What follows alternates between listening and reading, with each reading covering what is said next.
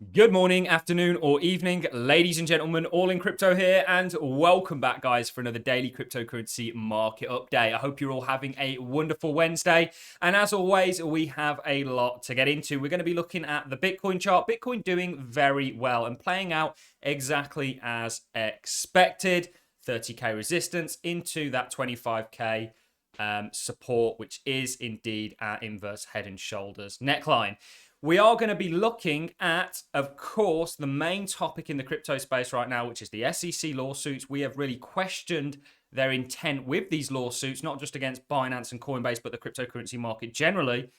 And I do actually now believe that the SEC is not looking to serve investors in the United States, but more the institutions in the United States, and look to swing the pendulum in the favor of these institutions like Citadel Securities, Fidelity, and Charles Schwab, who are looking to start an operational crypto exchange called EDX, which we will look at. Since the lawsuit actually took place, we've had WisdomTree, Investco, and BlackRock, and rumored to be Fidelity also, all looking and have now actually, most of these, barring Fidelity, have filed for a Bitcoin spot ETF. Now, this, of course, has done well, Bitcoin has done well on the back end of all this. Very interesting to us as technical analyzers how the news always coincides with a technical target. So we are going to be doing a little bit of looking into that. We also had Germany's $1.4 trillion asset manager, Deutsche Bank, applies for a regulatory license to operate a crypto custody service. And we'll hear some news from Coinbase and, of course, the SEC. And then I actually just want to talk to you guys about generally where the space is, how small it is, and how many trillions of dollars there are out there that could be coming for the crypto space. And we're not just going to talk about pensions, funds, stuff like this, and the kind of money that can come in via that.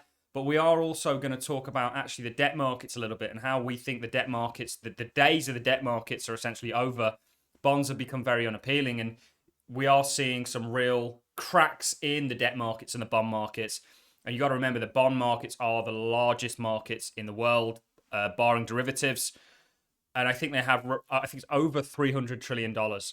So I think there's going to be a mass exodus at some point, certainly from US dollar denominated debt into other vehicles. And I think crypto is going to bask in that sun. So let's kick things off, guys, with the charts. You will know that we have essentially been calling a bull market since the start of the year. And actually, we were late for the stock market, which had been rallying since November. But we took a position back into the cryptocurrency market in January. If you guys want to find out what I'm doing, where I'm doing it, and get on board with my buys and my kind of thoughts on a more intimate basis, please do consider joining the Patreon. There's a link in the description. But ultimately, we flipped bullish on the 5th of January, After being out the market for the majority of 2022, we assessed that there was a fundamental change. And Bitcoin, since that call, is doing exceptionally well. The entire cryptocurrency market is still, we believe, very much in an uptrend. Of course, we are macro analyzers also, so we assessed that it wasn't just a fundamental and an environment that was going to support crypto, but an environment that was going to support the likes of the stock market, which is doing very well as intended. This is a bull market environment, ladies and gentlemen. I've not seen a bearish argument that actually holds any weight other than emotional weight right now in regards to looking at the macro, the general context of things, and where markets are likely to head. We did a video looking at David Hunter's predictions and actually said, look, there could be some merit here in regards to what he's saying. But ultimately, we've got stocks at new all-time highs. We've got gold on the cusp of new all-time highs. We did look at a bull flag scenario for gold, potentially taking it all the way up to, I think it was 2,800, something like that, 2,900. So we actually are expecting a very good macro environment for stocks, for gold, and crypto will bask in that sun. And actually looking at our Bitcoin pairs, this is Bitcoin versus the SPY.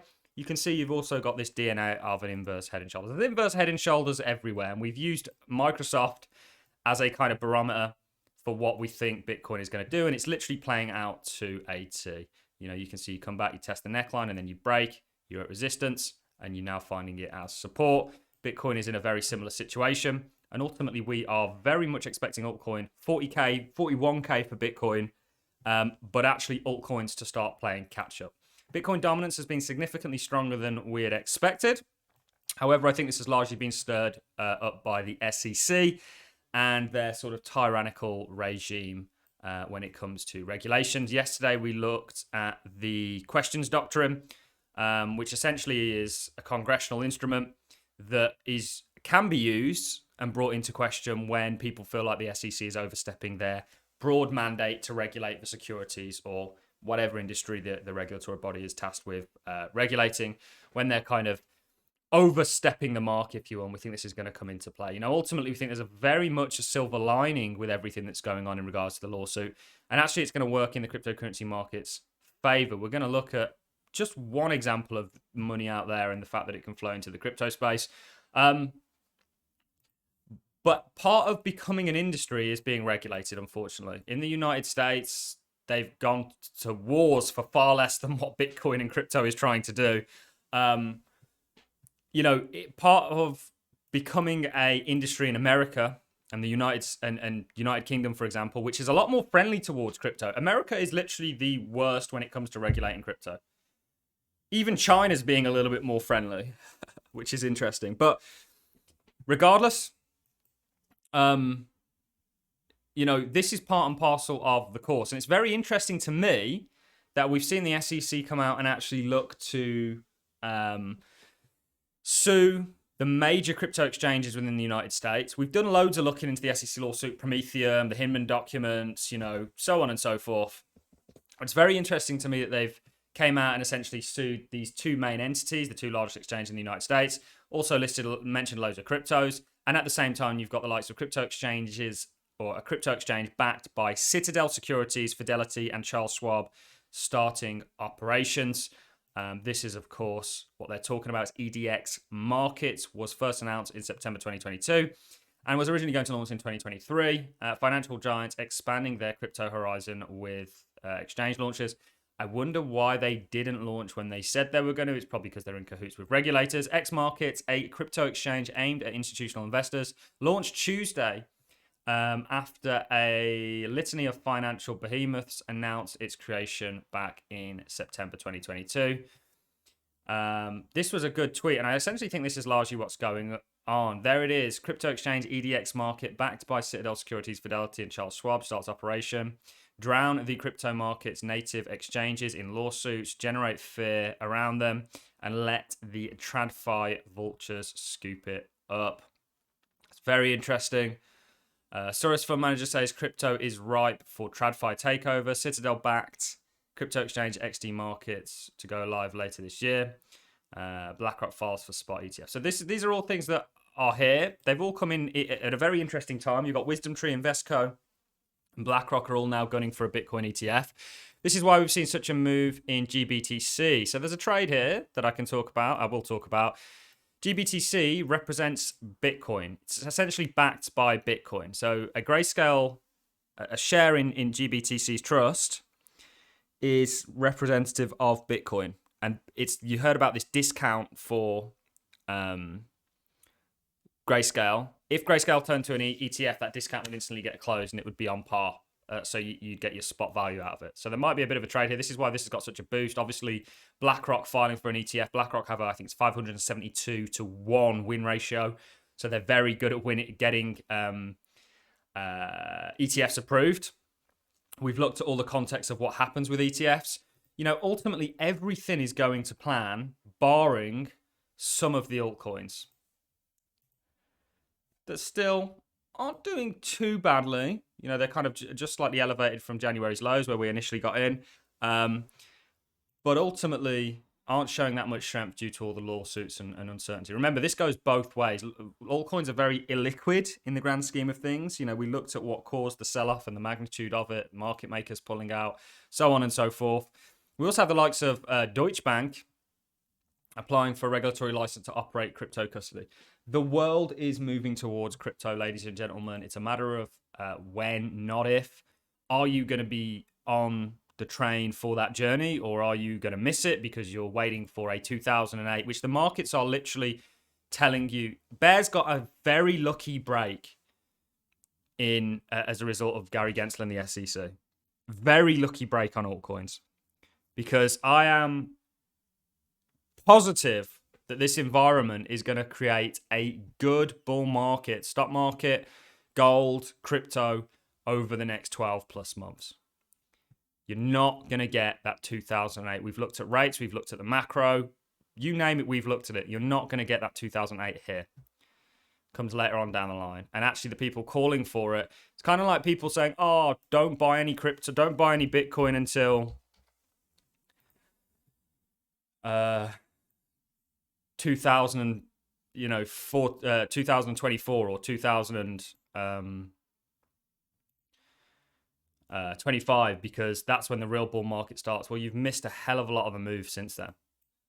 You know, looking at the Bitcoin 4-year cycle theory. There's so much misinformation in the crypto space. There's so many bad takes and bad analysis on YouTube and Twitter. It really is, can be frustrating at times, being a market analyzer. But anyway, things are very much playing out. It's very suspicious to me that all of these individuals, these big institutions, have came out at the same time that Gensler's kind of halting the industry, you know, holding it back, letting his insiders and special interests get involved before then allowing it to absolutely take off, which we are very much on the side of that it will. You've got to remember that this is a $1 trillion asset class, guys. .com boom back in 1999 or 2000s officially, when it got to $5.5 trillion. This only got to 3 at its height. This is going to get to the tens. Again, from Adam Cochrane. Globally, there is $60 trillion in pension funds and $250 trillion in private retirement savings. Funds put around 3% into gold and 20% into alternative assets. So around about 23% is in those categories. Crypto has a 1 to 0.12 value to cash ratio currently. If even 0.5, so 0.5% of the 23% went into crypto, the entire market would 15x. That's just one sector. Debt is also an extreme question. This is going to bore people, but the gilts market in the UK.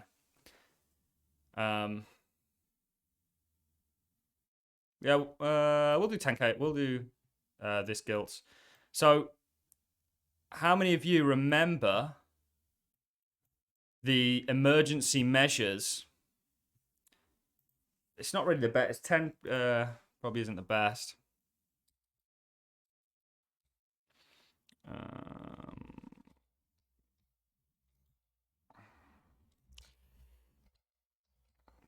not gonna mess around trying to find the gilts for you. Here, you ended up in a situation where the UK government had to step in and basically bail and start buying the market up again after trying to be tight and do quantitative tightening. That is coming again. You're at those same levels now. And this is the eventuality with the debt-based systems that we have, guys, is that they don't work under tightening conditions, because the whole thing is a Ponzi and a load of BS. This is why crypto and Bitcoin came around. This is why you need to be paying attention to this safe. This is why you need money outside of their systems. And we're hopefully helping you do that. So I don't want to ramble on for too much longer. Very interesting what's going on. This was the last time your government had to step, also probably coincided with the stock market rallying, step in and sort of bail out the UK markets. Similar thing happening again today. On that note, I'm going to love and leave you. It's just a really short and sweet one today, guys. We've got lots of content coming.